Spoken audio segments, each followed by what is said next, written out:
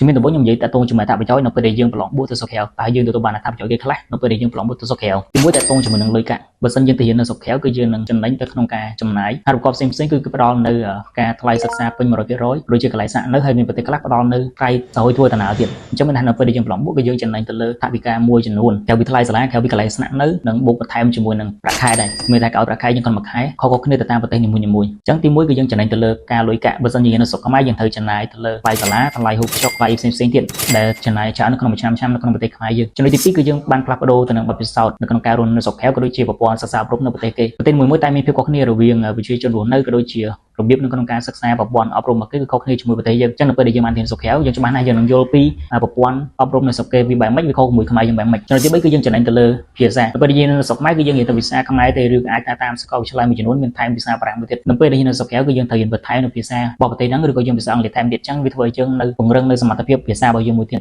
តែតងជាមួយនឹងការវិវត្តខ្លួនឯងមានន័យថានៅពេលដែលយើងរៀននៅស្រុកក្រៅគឺយើងនឹងឆ្លងកាត់នៅបទពិសោធន៍ដែលរស់នៅឆ្ងាយពីផ្ទះធ្វើឲ្យយើងជួបបញ្ហាច្រើនហើយយើងអាចដោះស្រាយវាហើយយើងខ្លាចជាមនុស្សដែលមានអាភិបឯករាជ្យអាចដោះស្រាយបញ្ហាបានទោះបីយើងនៅឆ្ងាយនៅទីណាក៏ដោយវាជាមូលដ្ឋានគ្រឹះសម្រាប់ឲ្យយើងរស់នៅក្នុងសង្គមនឹងបាននៅពេលដែលយើងប្រឡងបទទៅស្កៅគឺយើងមានចំណុចសំខាន់អស់ហ្នឹងហើយវាមានច្រើនទៀតតែខ្ញុំនិយាយតែសំខាន់4ហ្នឹងបានហើយ